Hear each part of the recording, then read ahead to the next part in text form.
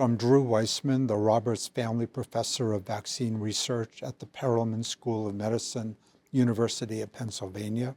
I came to Penn in 1997. Prior to that, I did my fellowship in Tony Fauci's lab at the NIH doing HIV immunology research. One of the things that I learned and developed in Tony's lab was the study of dendritic cells.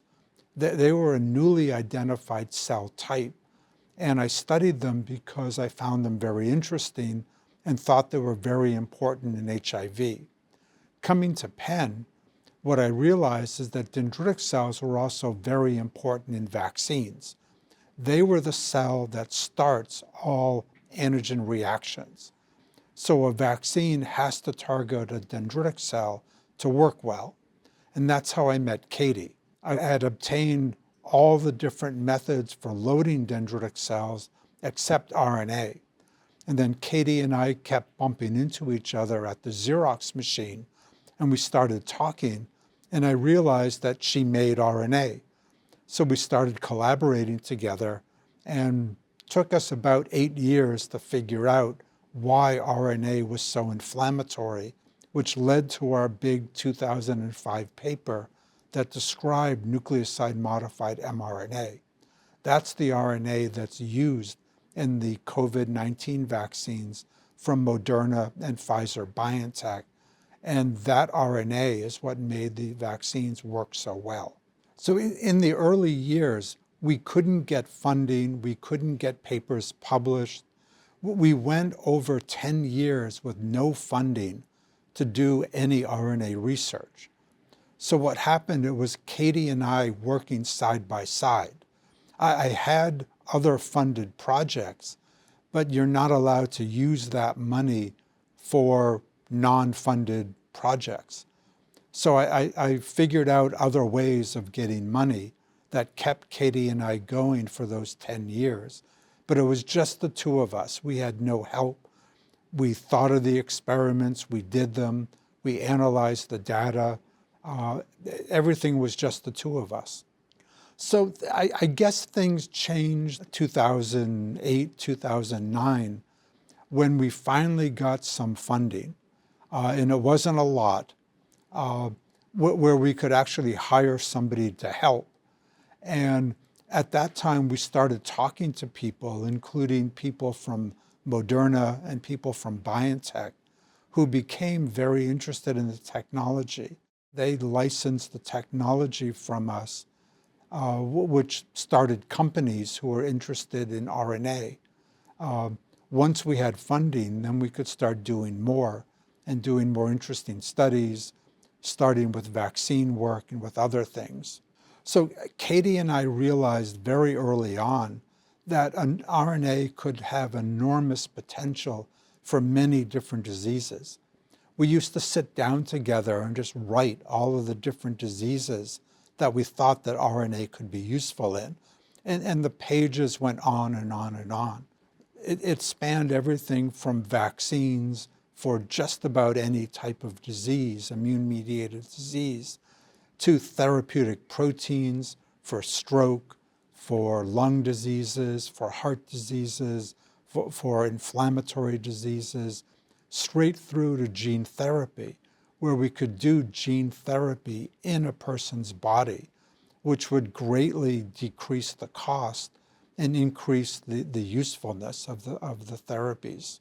So after the COVID-19 vaccines had such enormous efficacy and usefulness, I think something like 12 million doses have been given so far, the idea came that we really needed to have a central institute for RNA work.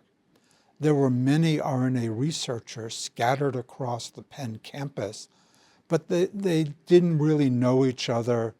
They didn't work together effectively. And my idea was that we should make an RNA institute that not only brings all of the RNA researchers together, but most importantly, goes to all of the non-RNA researchers and introduce them to RNA and talk to them about what RNA could do for their research, for their therapeutics, for their drug development, for everything. So the Institute both brings RNA researchers together and brings the rest of the campus access to RNA and what it can do. So we created the cores because access to RNA and LNPs and targeting is limited. It's not easy to set these things up. So what a lot of people were doing prior to this is going to companies and having companies make RNA for them. The problem is that that's very expensive, and the RNA they were making wasn't very good. So for many years, my lab has collaborated with labs all over the world where we identify experts in different fields, and then we make the RNA LNPs, and they put them into their model systems. So once the Institute formed, we thought about making cores that would produce the RNA, produce the LNPs, target the LNPs, study the structure of the RNA protein interactions, develop high throughput screening systems. All of these would be incredibly useful for anybody interested in getting into RNA research, and it would make it much easier.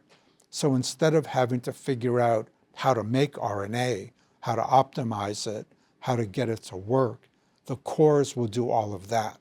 They simply have to say, this is what I want to do, and we collaborate and work with them to develop the RNAs that can do that. So we've made it a focus of my entire career to concentrate on bringing people into science. And a lot of institutes, departments, universities concentrate on college students or medical students. My belief is you have to go back to high school and sometimes even earlier to put the idea of science and research in young people's minds. So we have programs where we bring high school students from all over the world into the RNA Institute and into my lab to experience science and to see what science is all about, to try and spur their minds to think about science as they go into college and think about careers. So we have a great collaboration and association with the Children's Hospital that's essentially on our same campus. I've been working with multiple people, multiple researchers there for many years, developing a variety of therapeutics and vaccines. We're working on a C. difficile vaccine with people from CHOP. We've been developing CAR T cells for young people that we're now moving into in vivo delivery. We're working on a number of different genetic diseases with researchers there. We've got a big program in pediatrics for something known as CMMRD, which is a genetic brain cancer disease of kids. From a worldview, I've always, my entire career, have worked on equity, on giving access to medicines, to technologies, to low and middle income countries across the world. So over the past couple of years, I've helped build 18 GMP production sites. GMP is the type of production you need for drugs and vaccines in order to give them to humans. So working with the WHO and with individual universities, we're building 18 GMP sites in South America, Sub-Saharan Africa, the Middle East, Eastern Europe, all throughout Asia. And what these are doing, and they're already successful at this, is allowing local regions to make their own RNA therapeutics. For an influenza vaccine, pharmaceutical companies would love to make those. But for tularemia, for dengue, for malaria, for diseases that mainly occur in low-income countries, pharmaceutical companies have really no interest in making those vaccines because they'll never make their money back. By having GMP production sites And researchers who know how to make RNA vaccines and therapeutics, now local regions can make vaccines for diseases in their region. We've got a big program in Thailand. They're currently making COVID-19 vaccines, but also dengue and tularemia vaccines. And these are in clinical trials. The results are fantastic. And we're now expanding this across the world. So I think another thing that's important for people to understand is the COVID vaccine is made, the boosters are made, but there's so much more that's coming up. We've got vaccines that we call pan-coronavirus.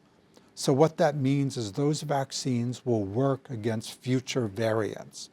And most importantly, they'll work against bat coronaviruses that are likely to cross over the next years.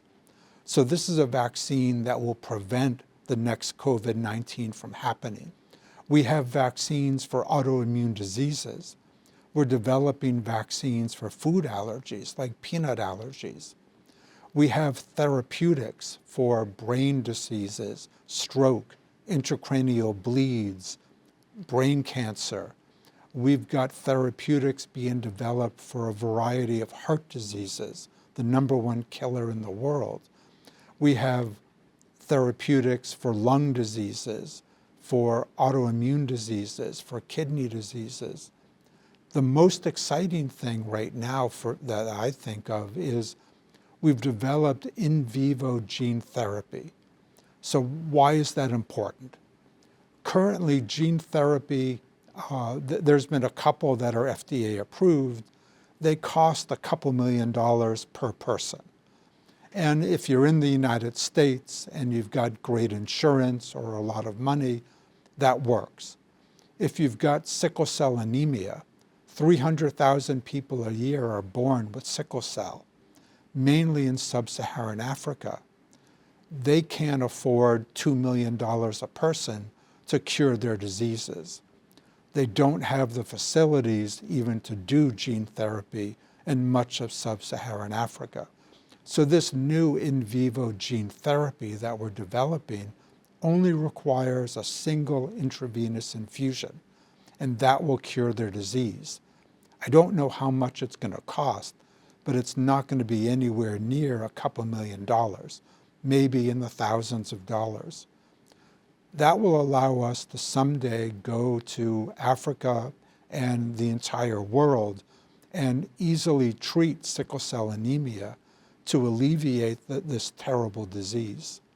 That has applications to many other genetic diseases of every organ in the body. So I think this is going to change how we treat genetic diseases.